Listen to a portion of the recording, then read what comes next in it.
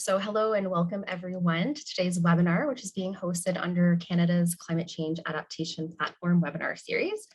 My name is Annette Morand, and I'm a Science Planning Officer with the Climate Change Impacts and Adaptation Division at Natural Resources Canada, and I will be your moderator today. So since this is a virtual event, we're gathered today across the traditional and unceded territories of many Indigenous peoples in Canada. And I acknowledge that I'm living and working on the traditional territory of the Three Fires Confederacy of First Nations, comprised of the Ojibwe, the Odawa, and the Potawatomi peoples. So I invite you to use the chat to enter your own land acknowledgement from wherever you are today. So before we get started, we just have a few housekeeping items to go over. So first, Claire Sanders at the Climate Risk Institute will be available during the webinar if you run into any audio or technical issues. So to ask her a question, just open up the chat box and use the drop-down arrow to find Claire's name, and then you can send her a private message. Also, please note that your microphones have been automatically muted, and this is just to avoid any audio distractions or feedback during the webinar. And we will be having a dedicated question and answer period at the end of the webinar, but that doesn't mean you actually have to hold your questions until the end.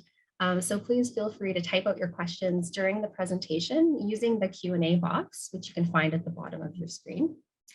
And lastly, we are recording the webinar today, and Claire will be circulating a recording to everyone who has registered. Next slide, please. Perfect. So today we'll be hearing from two conservation authorities in Ontario on innovative solutions for stormwater management in a changing climate. And I'm very pleased to introduce our three speakers for today.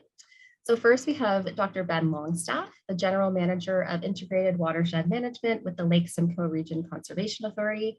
And in this role, Ben provides leadership, support, and strategic direction to the authority's watershed planning, climate change, source water protection, and environmental monitoring programs. And from the Credit Valley Conservation, we have Phil James and Kyle Vanderlinden. So Phil is the Senior Manager of the Integrated Water Management Division at Credit Valley Conservation. So he and his team work closely with a variety of different watershed stakeholders, including municipalities, to address complex issues such as climate change, urban development, and further intensification of existing urban areas. So implementation of green infrastructure, low impact development practices within new and existing developed areas helps to build infrastructure resilience, protect the environment, and support the green economy. And last but not least, Kyle is a Senior Advisor of Guidance, Policy, and Strategic Partnerships with the Integrated Water Management Division at CBC. So he and his colleagues work to address technical, operational, and financial barriers to green infrastructure low impact development. And at the same time, Kyle and his team build Ontario's professional capacity through STEPS, or the Sustainable Technologies Evaluation Programs, professional training, to earn a certificate in low impact development and climate resilience from McMaster University's W. Booth School of Engineering, Practice, and Technology. So on behalf of everyone joining us, I'd like to extend a very warm welcome to our presenters for taking the time to share their knowledge and expertise with us today. So without further ado, I will now turn things over to Ben.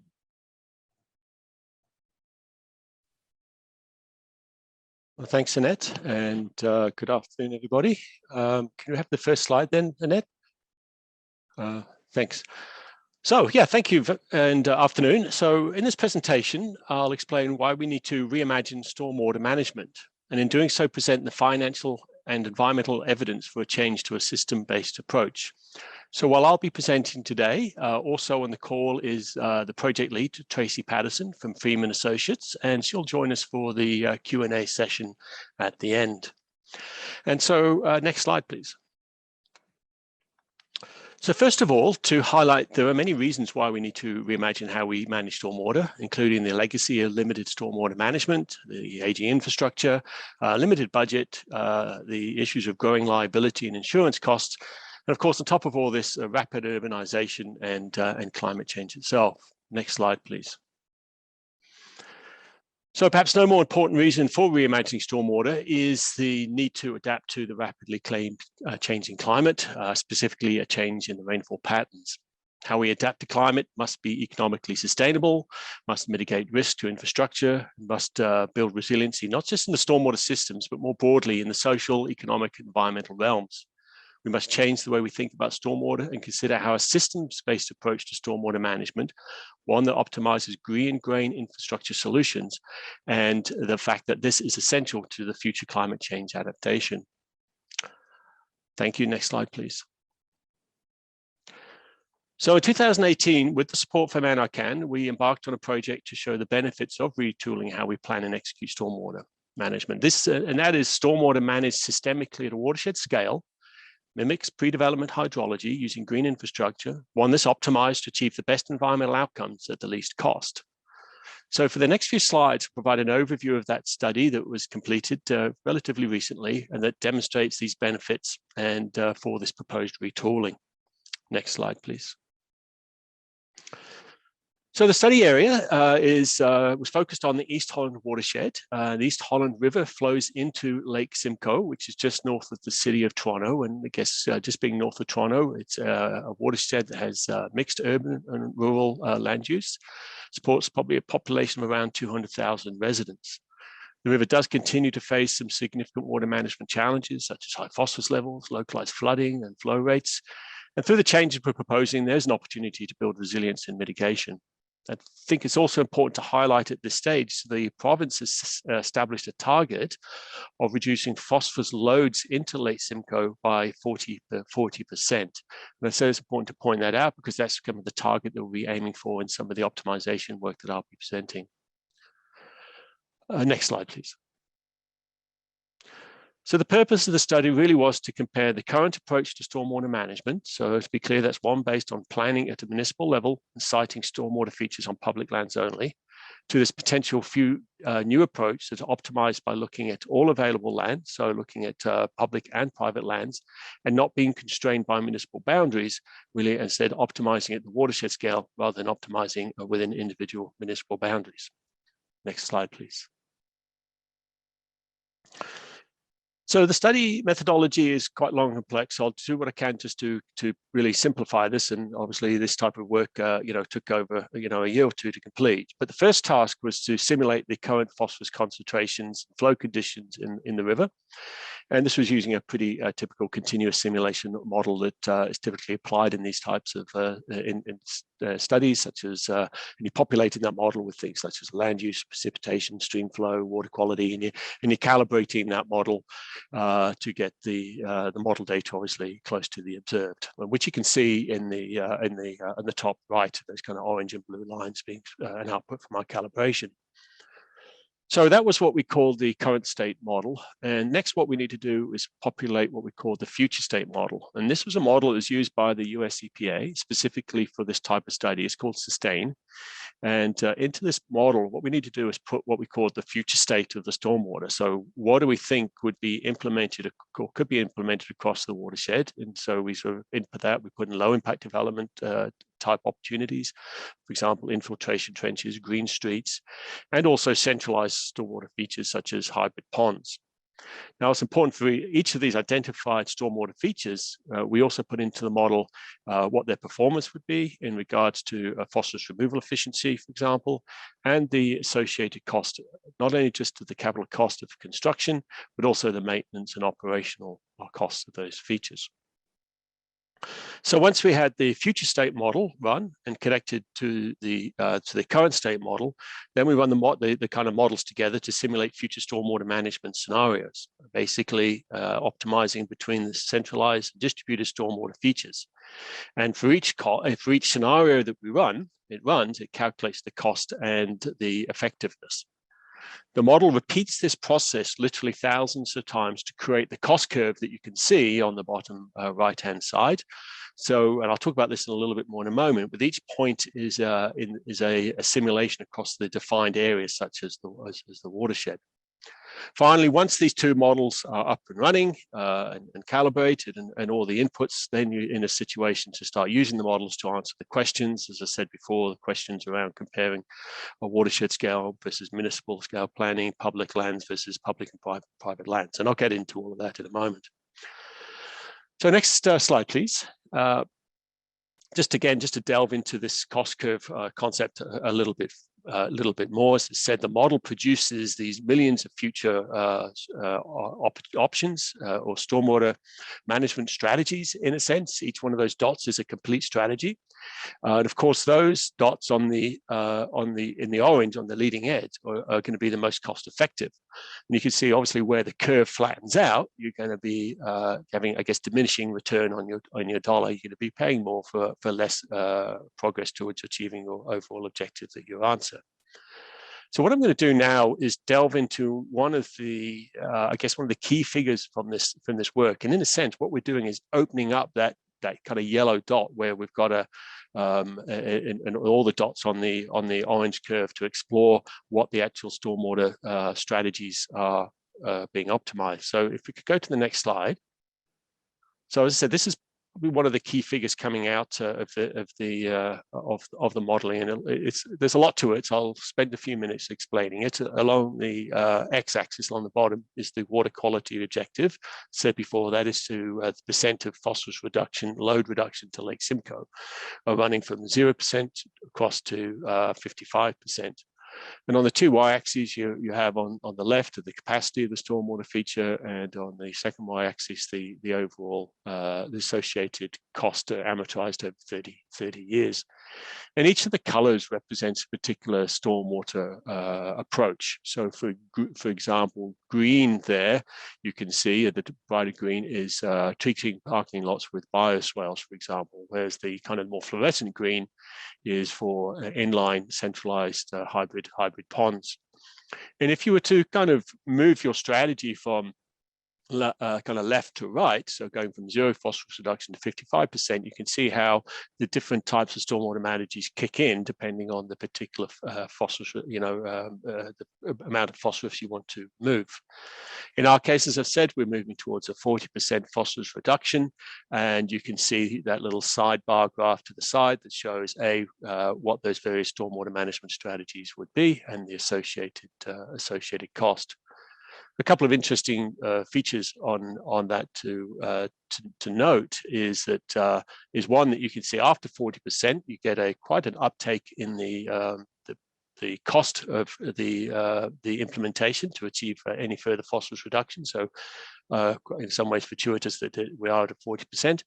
The other thing to note really is that within each one of these strategies, if you were to delve deeper into it, the model output is quite detailed in the spatial analysis as well. It can show you where in the watershed that these hybrid ponds would be, or where these particular low impact development features are. So it provides a real kind of a map and a tool at the operational scale to identify the various stormwater opportunities.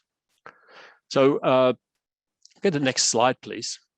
So let's take now and look at some of the key findings in relation to the main study objectives. Firstly, comparing public land stormwater siting, so just putting stormwater features on municipal lands, compared to putting it on both, kind of optimizing for both private and public lands.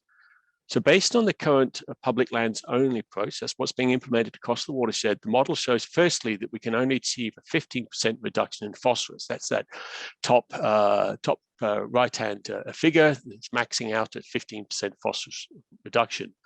And so really, no matter how much money you throw at it, we're not going to achieve 40% reduction if we carry on as we are today. To achieve the 15% reduction too, you can see it's costing $13 million per year annualized over that 30-year timeframe. Under the new system-wide approach, that bottom figure on the bottom right, that's basically the one I showed you previously, and it can show us two things. So first of all, A, you can reach that 40% target, as I just demonstrated, and B, the cost to achieve that same 15% reduction, if you're only considering public lands, is considerably cheaper at $2.6 million compared to $13 million. And so quite away, we can see that there's you can achieve the target, and B, it'll be significantly cheaper. So under next slide, please. So the other study finding to present today is to compare watershed scale optimization model to optimization at the individual municipal basis. So we ran the model for the watershed as a whole, then ran the model a number of times for the individual municipalities in there, which are there are 6 municipalities, and then sum those up to, and then compared the costs. And this analysis showed that achieving that 40% reduction in phosphorus load would cost 19 million when optimized with the individual municipalities, compared to an approach where municipalities would collaborate in the future, and the system is optimized at the watershed scale alone. So you can see, you're bringing the cost down $5 million to $14 million. So we're looking at maybe around a 28% cost saving on this aspect alone. Next slide, please. So we also investigated the potential flood reduction benefits that we associated with those trying to achieve that 40% phosphorus reductions. Of course, it's treating these stormwater features are obviously just not only treating for quantity, but quality, but quantity as well. And for this, we actually focused on 6 areas of the watershed where we know that they're prone to periodic flooding. And in this case, what we showed that, for the 1 in 10 year flood event, the peak flow could be reduced by around 26% based on the optimized for phosphorus. But interestingly, we only saw a much smaller reduction in the elevation. In that case, where you can see that's the 2 highlighted areas, you can see that would only reduce the elevation around 2%. And that being really what we were seeing is that that some of that localized flooding that we're looking at is more likely due to constrictions in the flow, culverts, road crossings, and things like that, rather than an overall peak flow volume issue. But I think the fact that we are seeing some relatively high peak flow reductions, 25%, 26%, does show the benefits of that are brought from the phosphorus reductions as well. So next slide. Thank you. And we also simulated how the phosphorus reduction measures would reduce the amount of impact of increased precipitation from storm events from future climate projections. And from this, we looked at the RCP 4.5, 8.5 scenarios, projecting what we projected in there is that the 1 in 10 year flow event would be 100% mitigated, while the about 15% of the mitigation 50% of the 1 in 100 year event would be mitigated by these optimized scenarios that the modeling developed. So next slide, please. To summarize then, we really think we've got a pretty compelling case for the reimagining stormwater based on this, that we saw that 30% cost saving, a plan to reach a phosphorus target that would otherwise not be attainable, an ability to reduce the impacts of climate change associated with that, and all at the most cost efficient manner. Beyond what the study demonstrated, though, so those 2 things were pretty much shown in those kind of blue boxes. This is what we demonstrated through the study. The 2 kind of brownie colored boxes demonstrate some of these additional reasons that we are proposing. And these include further cost savings from intermunicipal collaboration of sharing resources, what savings that can be, the triple bottom line benefits that are there as well, avoiding cost of litigation, for example. And finally, the economic benefits can arise when the green infrastructure sector can start to grow and become established, supporting all this additional new works. Next slide, please. So the next steps, where are we? So as I said, we finished this, I guess, this first phase of the study over a year ago. We've transitioned now from testing this concept into the development of what we're calling an implementation blueprint. And we need to complete this blueprint by the end of the year. The blueprint will provide recommendations and strategies for municipalities and the conservation authorities to help us transition to the system-wide stormwater planning, both on public lands and private lands. And what this will do is address the many questions that are raised when we're looking at this change. He's looking at what would the government models be, operational considerations, but what does the shared financing look like, policy implications. So, and as well as that, as we complete that work, we're looking at how do we transition into a pilot phase? How do we come up with a perhaps more scaled down implementation where we can test out some of these concepts in preparation for full adoption of these concepts? It's critical to the success, as sure you're aware, is maintaining full support of the municipalities. We've had a lot of outreach of their support right at the senior level to date. We need to foster this support as we finish up the blueprint, and we need to parlay this into a commitment for the pilot phase and eventually into full implementation itself. And next slide. So I think it's also important to highlight the transferability of what we're doing here. We have a methodology to follow and to demonstrate, and we've also demonstrated obviously the associated cost savings that are possible. We have a framework for intermunicipal collaboration and cost sharing that could be applied and used. And finally, we are completing work on market-based approaches to incentivize private property hosting on stormwater features. So with that, maybe just the last two slides quickly, just to highlight, next slide, thanks, that we have a study report that is available on the Sustainable Technologies Valuation Program website. It's also on the ELSRCA website. The links are there. So please reach out to that if you want. Grab that. Next slide. I'd also like to acknowledge the various funding partners to get this work and the various members of the advisory committee to get us to where we are today. So on that, maybe just say thank you. And this is our contact information on the very last slide. And I'll hand over to the next presenter.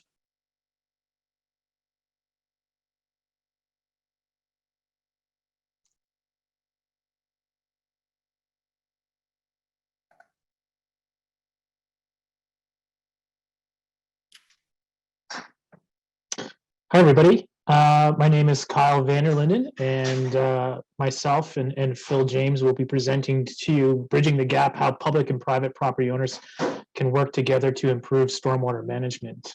And we're kind of in the similar train of thought as Ben and Tracy in terms of the content of what they presented today. Next slide, please.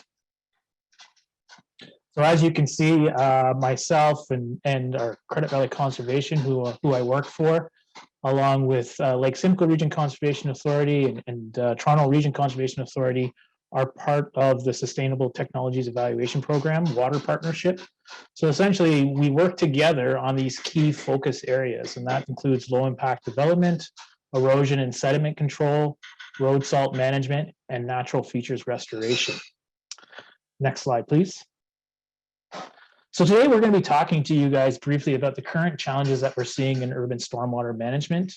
And we're going to be pitching to you kind of a made in Ontario innovative solution to stormwater management, and then speak to the outcomes of that project, in particular a guidance document titled Making Green Infrastructure Mainstream, which was provided in support from Natural Resources Canada with funding from them.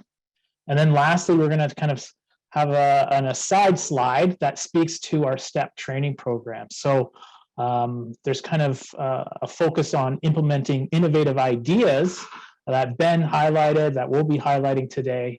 But then how do you roll that out to the professional workers across Ontario and Canada? And we do that through our STEP training program and our collaborative partnerships with universities such as McMaster University. Next slide, please. So I think Ben already highlighted it, but in Ontario, we are struggling with stormwater infrastructure. There's a stormwater infrastructure gap within our urban areas. And if you were to look at development up to 1981 and then development after 1981, a good chunk of the GTA was developed pretty much up to 1981, and approximately 65% of the GTA was developed by then. And the main effort of stormwater management was strictly conveyance. So the water would flow off the rooftop, off the roads, into a catch basin, and then into a receiving stream. And then development that has occurred after 1981. Can you hit the next slide? I think there's an animation there. Thank you. That type of development does have stormwater management that includes like flood management, erosion control as you get into much newer development, and now also water quality treatment. And that's kind of characterized by your end of pipe stormwater management controls.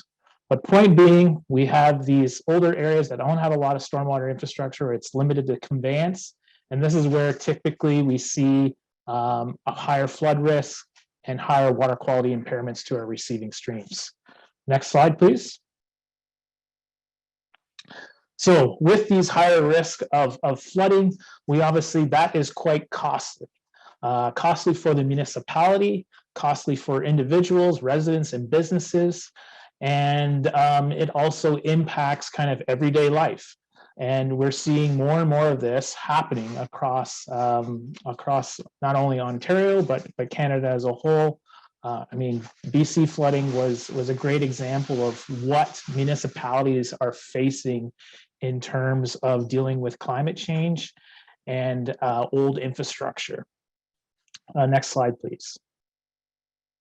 So there are technical solutions to improve stormwater management. You know, we've highlighted low impact development, but the fact is also green infrastructure can fit within the urban context or within the urban form, particularly within legacy development.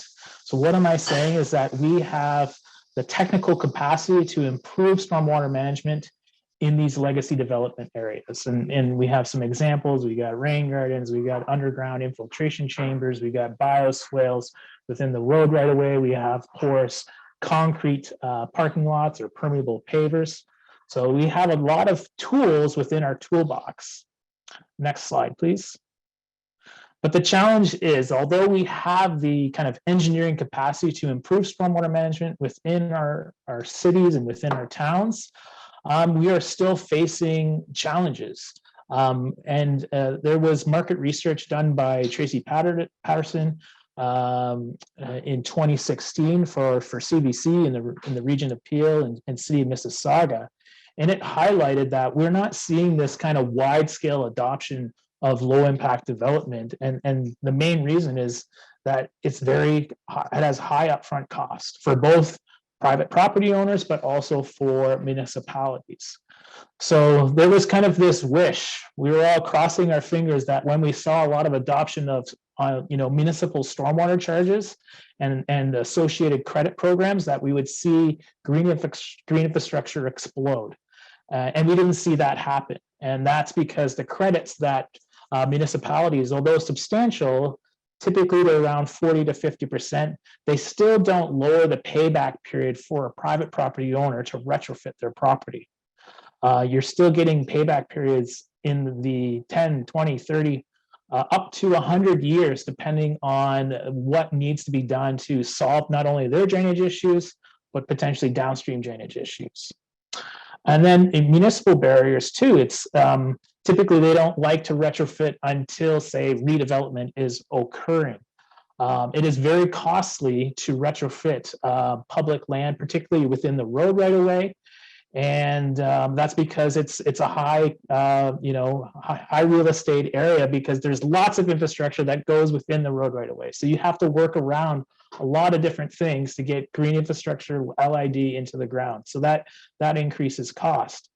And when they think about the idea of maybe working with private property owners, it's not that they're against it, but they are hesitant because they can't assure that that stormwater infrastructure is going to be protected and maintained into perpetuity.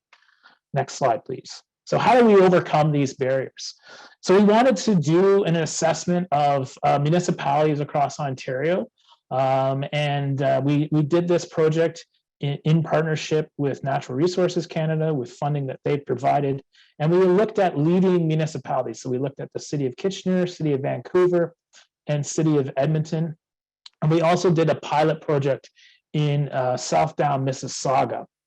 And I'm going to get into that a little bit more, but each municipality has their own approach.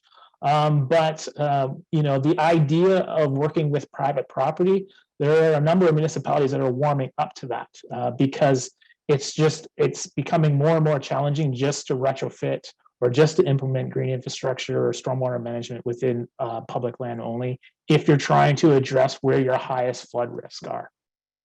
Next slide, please. So as we assessed those municipalities, we came across some very common, we highlighted some common themes. So when we assessed these municipalities, the municipalities that were having success with green infrastructure took a very systematic approach. So they identified where their problem areas are, what are the appropriate solutions, and then they rolled it out within their existing capital plans and with their existing maintenance and operation budgets. It wasn't what we had seen kind of up to date with a lot of municipalities. Is the challenge that we've seen is that it's been very piecemeal approach. It's been very opportunistic. And what happens is that you get these kind of one-off LID projects or demonstrations, and costs are very high typically, and it doesn't reflect how you can refine the cost when you put it into a plan, a systematic plan. The other thing too we wanted to highlight is that you have to be flexible, and the LID green infrastructure has to be multifunctional. So, it can add aesthetics and it can provide stormwater management. The other piece too, if we want to drive costs down, we want to build economies of scale. So we got to go beyond just thinking about individual lots. How can we get these individual property owners to work together with the municipality? And that kind of leads us to that next theme of bridging the public-private divide.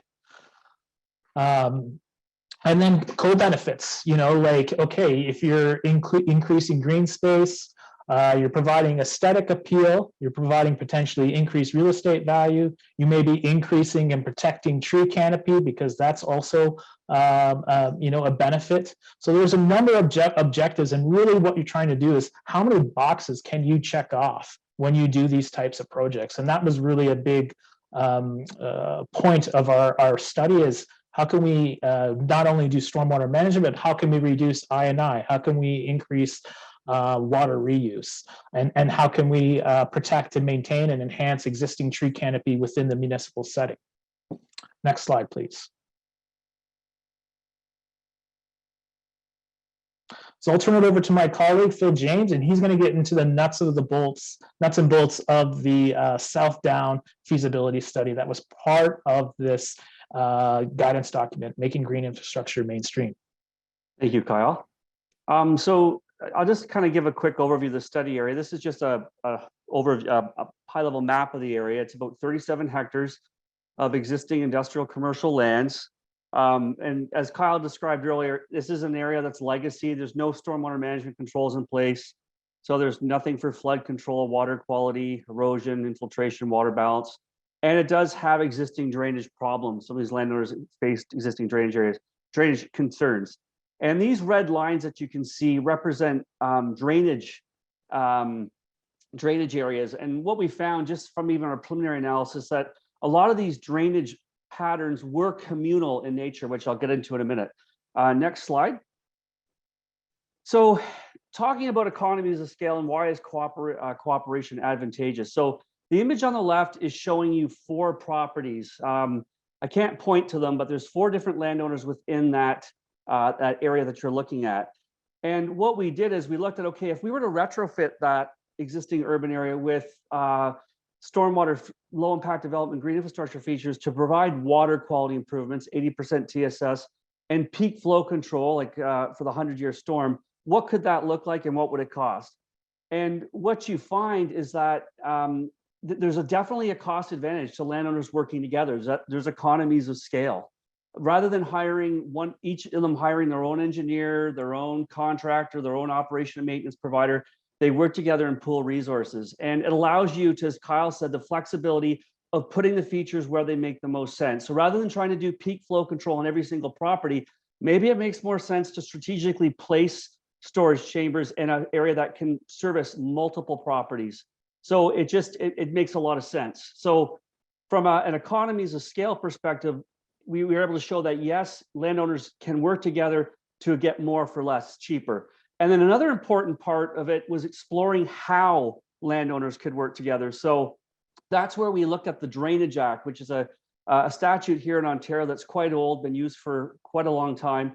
And it really provides that framework for how landowners can work together to share in the planning costs, the design costs, the construction costs, and the ongoing operation and maintenance costs, as well as the municipality. So it's a really great model that could be used to outline the mechanics of how these landowners could work together to achieve what I've just shown here on the slide. Next slide. So as we work through it and we compare, okay, if the municipality were to retrofit the green area on the right with a pond at the bottom, it's about $400,000 per hectare for that end of pipe solution. If they were to take that money and they were to retrofit using that previous example I showed you with the swales and the infiltration chambers on the actual property, it's 20% cheaper right off the top. So it's technically feasible and it's financially feasible. There's a savings there. And, you know, as Ben talked about earlier too, like you get more than in some cases with these source and conveyance controls than you will get with a pond. So the source and conveyance on the left can infiltrate water and achieve water balance. It can reduce urban heat island. It can, you know, help solve existing drainage problems on the site. Whereas ponds, you can infiltrate the water. You get problems with the heating of the water. It doesn't help with urban heat island. It does nothing for improving the drainage on the actual properties themselves. If you go to the next slide, this is showing you that now if you employ things like the Drainage Act, where you say, okay, let's build infrastructure on private property, let's protect it under the Drainage Act, which protects it under a bylaw. So then the municipality has that comfort that this infrastructure can be considered part of the overall municipal stormwater system because it's protected and it will be protected from now into the future. There's even a bigger benefit to the municipality, and the cost can drop by 50%. So on the right, you have the pond, 400,000 per hectare, completely covered by the municipality for capital and ongoing operation and maintenance. And on the left, you've got this cost sharing scenario where the landowners contribute, the municipality contributes, everybody wins, and we get a lot more for less.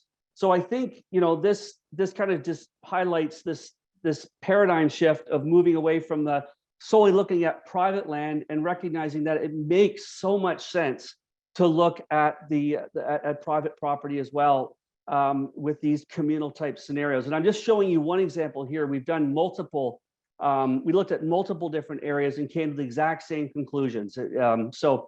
Very exciting. Next slide. So when I talk about the Drainage Act, I can't get into a lot of the detail, but I'll give you some of the highlights. It really provides a transparent framework for how you can assess what each landowner, including the municipality, would pay towards that communal system. So it's called a net assessment. So it looks at what is the benefit that each landowner receives as a result of that system, whether it's from improved drainage on their site, to improve downstream peak flow control, to improved water quality. It takes into consideration the outlet assessment, which is how much water are you contributing to that communal system. It also looks at allowances, which is what if you build these features on these private lands, what sort of allowance do you need to give these landowners to compensate them for the encumbrances that those might put on their property? And then you could subtract off any grants. And when you take the benefits plus the outlet and you subtract allowance and grants, that is a net assessment that each landowner pays. Next slide is an example of an assessment schedule. I'm not going to go into it in a lot of detail, but it shows you the mechanics of how it works, how you summarize the landowners, how you summarize the benefit, the outlet, the allowances, and you arrive at a net assessment. And at the end of the day, you know, you can see there, the assessment to the municipality is 50% of the cost it would be if they had to build an end-of-pipe facility. And this table is just to illustrate the mechanics of the Drainage Act, but it would be ultimately up to the drainage engineer to go through this process of divvying up the costs. Next slide. So before I pass it back to Kyle, I just want to say that, you know, you can think even bigger than what the example I showed you there. We can think about, okay, not just stormwater. Let's look at communal rainwater harvesting. Let's harvest water on one property and share it with the neighbor. Let's incorporate forest patches into those communal systems and make them part of the treatment train system to improve biodiversity, to increase forest canopy, to improve, you know, urban heat island. There's just, the possibilities are really endless. And as you add additional features to the design, that marginal cost is then apportioned to other additional benefiting landowners. So it's kind of exciting where this can all go in terms of thinking outside the box and going beyond just stormwater. Next slide. And, you know, as we've worked through this project, we've had a lot of interest at the provincial level with our municipal partners, with informing stormwater credit charge credits for multi-properties. OMAFRA has even been interested, Ontario Ministry of Agricultural, Food and Rural Affairs. So we've gotten a lot of interest, and we're building momentum off of this guidance document through the funding we received from NRCan. And I think with that, I'll pass over to Kyle to finish off with the training. Thanks, Bill. Perfect. Yeah, so, you know, as we kind of detailed our project results, as I mentioned before, as we're learning these kind of new lessons, and then, you know, we're presenting to the people here, you know, we've also kind of summarized a lot of these lessons learned into formalized training. So in particular, like thinking about aggregation, thinking about how public and private property owners can work together. We have a number of webinars that are free recordings. And we also have an e-learning module as to what do you need to do to go through the design process to create a communal systems approach. So if you're to look at the bottom of the screen, you'll see e-learning. So that's one that you can access for free. You can access all of our webinars, or a good chunk of our webinars, for free. We have at least one webinar that we do a month as part of the Stepwater partnership. And then we also have virtual, and as you know, COVID restrictions lift, we'll get into more in-class training. And we have training in LID design, LID construction inspection, operation and maintenance, performance monitoring, and also decision support tools such as the LID lifecycle costing tool and the LID treatment train tool. And that list of courses is growing, and that's something that we're continuing to add to. But all of that, if you're interested in participating in training and you want to grow in your skill sets, you know, feel free to check out the STEP page, sustainabletechnologies.ca, and just click on the top tab of events and training, and you'll see everything that is coming up. Next slide. So one of the big things that we worked on last year is we sent out a survey to all of our past training registrants, and they identified that they would like third-party certification of the courses that they've taken. So we were lucky to work with Greg Zilberbrandt at McMaster, who's part of the W. Booth School of Engineering and Practice. And with him, we formed a certificate of completion in low impact development in climate resilience. So if you are a past STEP participant, you can use those courses towards a credit, towards this certificate. Or if you haven't done any courses, last year's was subsidized, where it was only about $200 per person for 10 courses. So it was highly subsidized, and you get a recognized certificate from McMaster University. And so he's applied for another grant to roll it out again this year. We're waiting upon word. Hopefully we are successful in that grant, and then we hope to offer this certificate again this coming fall into early winter 2023. So stay tuned for that. But we've been really happy with the collaboration, and I just want to highlight that this is available to professionals within Ontario, but also across Canada. Thank you. Next slide. So Phil, maybe I'll bring you back for this one, because you can speak more specifically to these next steps. Sure, I'll speak really quickly because I think we're out of time. We're going to do a formal engineers report for those communal systems that I described earlier. So stay tuned. We're also coming up with an aggregation methodology that explains how communal systems can be considered as part of the environmental assessment process. And we've also done some further scenario analysis based off the work we initially started with NRCan. So there's more to come, and we'll share it on our STEP website. And with that, I'll leave it at that. Thank you. Thanks, everybody. Excellent. Thank you, everyone, to our three presenters. Thank you very much. So we now have about 15 minutes left for questions. So I'm going to ask our presenters to please turn their cameras back on for this session. And just a reminder, if you have any questions or comments, now is the time to type them out in the Q&A box. So our first question, Ben, I think this one is for you. So did you have any challenge in accessing the climate data you needed to do this analysis? They're just curious about where you got your IDF curves from. Thanks for that, for the question. Yeah, so as I said, a lot of this work was undertaken by the consultant doing this, and they used the IDF curves from the Institute of Catastrophic Loss Reduction tool from Western University. So I think that was basically what we tapped into as a resource. Excellent, thank you. So the next question will go to a question for Phil. So Karen has a question. So are you suggesting that the Drainage Act be applied to projects that are not within the catchment of a municipal drain? Well, with a municipal drain, I'm not quite sure what the question means, but with making these systems communal systems, they would in essence be their own municipal drain. So you could update an existing municipal drain with let's say an urban area that you want to retrofit and incorporate that into an existing municipal drain, or there could be a petition process to create a new one. So I think it can work both ways. Excellent, thank you.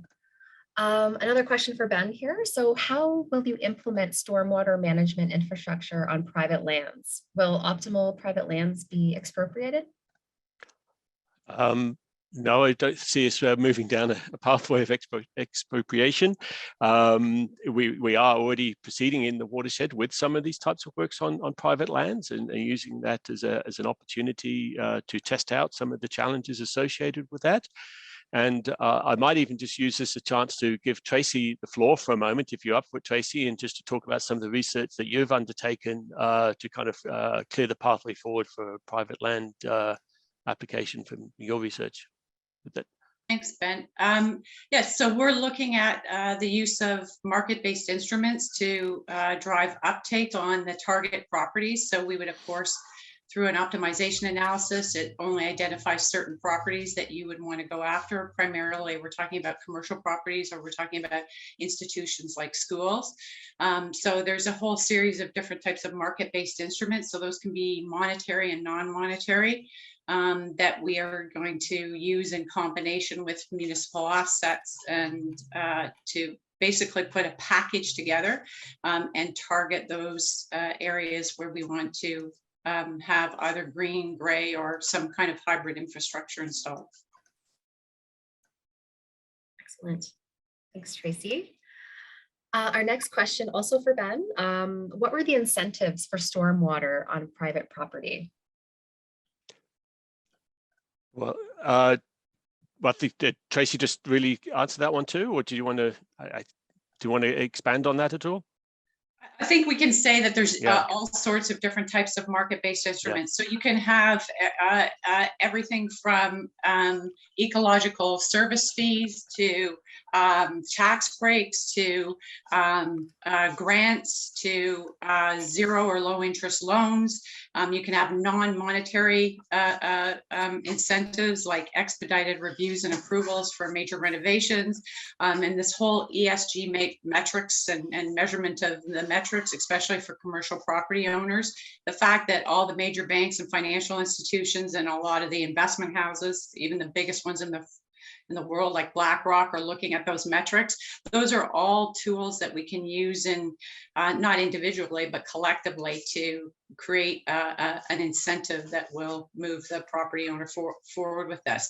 I did want to say that we haven't actually implemented the pilot. We've modeled and done the economic analysis. So the next step, just like with Phil and Kyle's project, the next step is to actually move to piloting. So just maybe to add on to that, one important aspect for us has been the continuous adoption of the municipalities towards a stormwater utility fee. And I think that's going to be an important kind of tool to leverage that out into the future. As I said, we are doing, while not linked to this separately, we are doing a private property partnership on a local mall And that's where we'd be able to come in together. Okay, what does this mean to them in terms of reducing their utility fee over time, and how do we bring other incentives to that through various grants, and obviously the developer coming to the table as well. Excellent.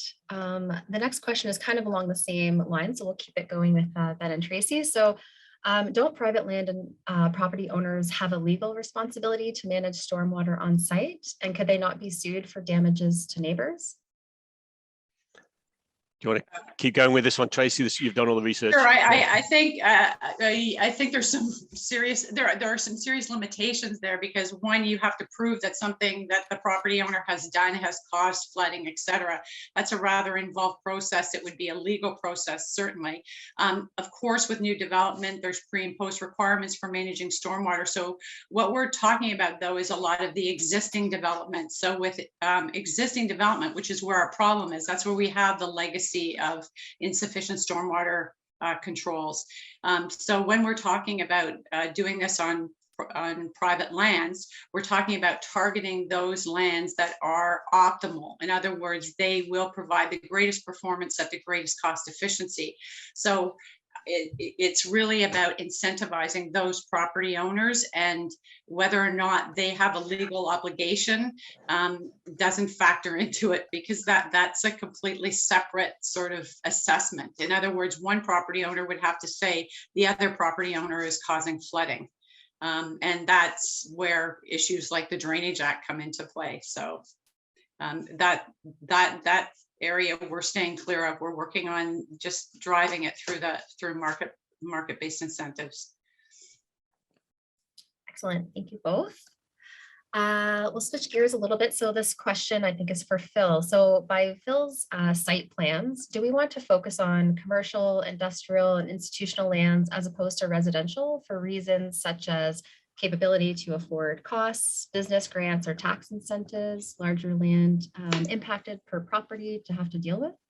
That's a really good question. And we actually went down and looked at a whole subdivision, a residential subdivision that was built under the Drainage Act in Norfolk County. It was a medium-sized density residential neighborhood, and they had French drain infiltration galleries through the backyards. They had rear yard catch basins, and they had a drain superintendent that could go out and educate the residents about the infrastructure on the property and why not to plant trees over it, or why not to build gardens over it. And so to that point, and Kyle highlighted it on the STEP website, we actually have webinars dedicated to looking at how we could put these communal systems, not just within industrial commercial areas, but in existing residential neighborhoods that need retrofit, because we know in a lot of these existing urban areas, there's a lot of drainage problems, or pools get built and swales get filled in. And it's a really great way to go in and correct some of that, add those stormwater features, and solve many problems at once. So just to answer the question, yes, it can be applied beyond industrial commercial. And yes, we have examples of where it has been done in Ontario, both and some recent subdivisions in Town of Erin, for example, where all the rear yard swales, catch basins, pipes, everything are under a bylaw and protected. And that drainage superintendent can go in and check them, and those costs are levied to the benefiting landowner. So yeah, very good question. Awesome. So there is a question in the chat here. So it's a great idea for municipalities to cost share, but an extra new expense for the private landowner. You mentioned incentives for landowners. Which have you considered so far? Maybe I can take a quick shot at that question.